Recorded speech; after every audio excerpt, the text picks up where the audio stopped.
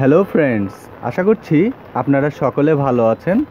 Friends, এখন বেশ বৃষ্টি হচ্ছে, তবুও রুফটপ গার্ডেনে আপনাদের সঙ্গে নিয়ে উপস্থিত হয়েছি ড্রাগন গাছগুলো এবং সেই সঙ্গে তার পাশাপাশি অন্যান্য গাছগুলো পর্যবেক্ষণ করার জন্য।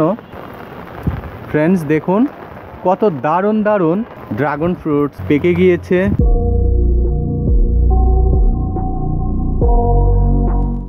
দেখুন, এগুলো কিন্তু হারভেস্ট করার উপযুক্ত সময় হয়ে গিয়েছে, কিন্তু আমরা বেশ কদিন বেড়াতে যাওয়ার কারণে আমার গার্ডেনে পর্যবেক্ষণ করা হয়নি এবং ততটা পরিচর্যা করা হয়নি। আর এখন যেহেতু বর্ষাকাল বা বৃষ্টি হচ্ছে, 3 দিন থেকে 4 দিন হয়ে গেল, এখনও পর্যন্ত সূর্যের কোনো দেখা নেই। তাই ভাবলাম এখনই এসে ঘুরে যাই, কারণ ছাদ বাগানে অতিরিক্ত বৃষ্টিপাতের কারণে ড্রাগন গাছ ড্যামেজ হয়ে যেতে পারে। আর এদিকটায় দেখুন, আমার ছাদ বাগানে ঠিক সময়ে হারভেস্ট না করায় ফ্রুটসগুলো পেকে গিয়েছে এবং ক্র্যাক হয়ে গিয়েছে, কারণ এগুলো সময় মতো হারভেস্ট করতে হয়। আর এই হারভেস্ট না করলে গাছেই এগুলো ফেটে গিয়ে থাকে।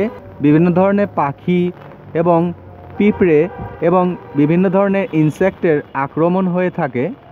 এটি হারভেস্ট করা একটু লেট হয়ে যাচ্ছে, কিন্তু কিছুই করার নেই, কারণ আমি কয়েকদিন অনুপস্থিত ছিলাম আমার রুফটপ গার্ডেনে। আমি এগুলোকে আজই হারভেস্ট করে দিব। আর এটা আমার মনে হচ্ছে পেকে ক্র্যাক হয়েছে এবং এতে কোনো ধরনের ইনসেক্ট হয়তো বা আক্রমণও করতে পারে, তাই সে কারণে ফেলে দিচ্ছি। আর বাকি যেগুলো ভালো রয়েছে সেগুলো অবশ্যই সংগ্রহ করব হারভেস্ট করে। তাহলে চলুন আমরা ড্রাগন ফ্রুট হারভেস্ট করি। দেখুন এদিকটায় কত দারুণ ড্রাগন ফ্রুট, এগুলোকে প্রত্যেকটা হারভেস্ট করে দিব। আমার এদিকটায় কিন্তু বেশ কিছু ড্রাগন ফ্রুটস রয়েছে, আর এগুলো থেকেও কিন্তু আমি প্রচুর সংখ্যক ড্রাগন ফ্রুটস হারভেস্ট করেছি। প্রতিটি ব্রাঞ্চে 1-2টি করে ড্রাগন ফ্রুটস ছিল, আমি সেগুলো হারভেস্ট করেছি। এছাড়াও ফ্রেন্ডস, এখানে আমরা দেখতে পাচ্ছি আরও বেশ কয়েকটি ড্রাগন গাছ, আর এই ড্রাগন গাছে কিন্তু বেশ ফ্রুটিং হয়েছে। এদিকটায় দেখুন, আমরা হারভেস্ট করে নেই, চলুন। কত দারুণ দারুণ ফ্রুটিং হচ্ছে, সত্যিই খুবই দারুণ।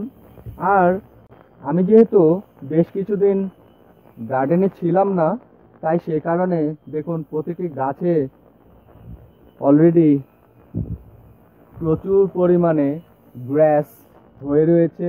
আর এ সকল গ্রাস ভাবছি বৃষ্টিপাত কমে গেলে প্রত্যেকটিকে সুন্দরভাবে পরিচর্যা করব। আর ফ্রেন্ডস, দেখুন আমি কিভাবে হারভেস্ট করছি।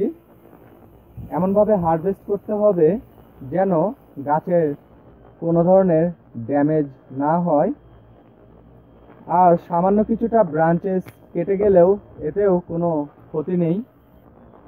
ফ্রেন্ডস, প্রিভিয়াস ভিডিওতে আমি শেয়ার করে দিয়েছিলাম এই অ্যাডেনিয়াম ফুলগুলো কেমন হচ্ছে। আজকে আবার আপনাদের মাঝে সেগুলো শেয়ার করছি। দেখুন এর আপডেটস, যেহেতু প্রায় 3 থেকে 4 দিন হয়ে গেছে বৃষ্টিপাত, আর এই গাছগুলো কিন্তু অতিরিক্ত ওয়াটারিং পছন্দ করে না বলেই এই গাছগুলো ড্যামেজ হয়ে যায় এবং রুটসগুলো সহ পুরো গাছটাই মারা যেতে থাকে। তাই আমি একে 2 দিন যাবৎ কোনো ধরনের ওয়াটারিং না করে সেমি শেডে রেখেছি এবং আজই এটিকে বের করে দিয়েছি, কারণ বৃষ্টিতে বিভিন্ন ধরনের নিউট্রিয়েন্ট থাকে, এই সকল নিউট্রিশন গাছের প্রয়োজন রয়েছে। সেই কারণে আমি রেইনি ওয়াটার গাছে অ্যাপ্লাই করছি। দেখুন আর অ্যাপ্লাই করার সঙ্গে সঙ্গে প্রায় আধা ঘন্টার মাঝে গাছগুলো কত সুন্দর তরতাজা হয়ে গিয়েছে। আর ফ্রেন্ডস, আমার এই প্রত্যেকটি ড্রাগন গাছ কিন্তু ছোট ছোট প্ল্যান্টারে রয়েছে, আর প্রত্যেকটি ড্রাগন গাছ থেকে প্রায় ম্যাক্সিমাম ব্রাঞ্চেস থেকে আমি বেশ ফ্রুটস হারভেস্ট করেছি। আর এদিকটাও আমরা দেখতে পাচ্ছি কত দারুণ ড্রাগন গাছ। এ সকল ড্রাগন গাছে কিভাবে কেয়ার নিতে হয় আমি অলরেডি শেয়ার করে দিয়েছি, আপনারা অবশ্যই দেখে নেবেন। এতে করে খুব দারুণ দারুণ আমার মতো ড্রাগন ফ্রুটস হারভেস্ট করতে পারবেন আমি আশা করছি। ফ্রেন্ডস, নেক্সট ভিডিওতে এ রিলেটেড এবং আরও নিত্য নতুন টপিকস নিয়ে আপনাদের মাঝে উপস্থিত হব। আশা করছি সে পর্যন্ত আমার সঙ্গে থাকবেন, সুস্থ থাকবেন, ভালো থাকবেন। Thank you.